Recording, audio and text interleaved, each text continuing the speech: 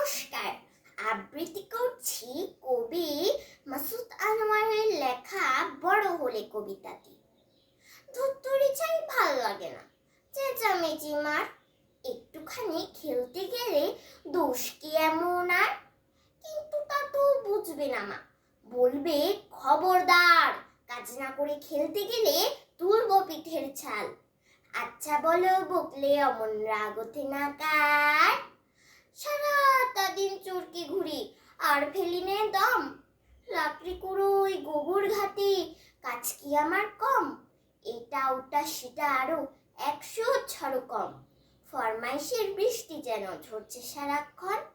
একটু এদিক ওদিক হলে পিটুনি দামার দম।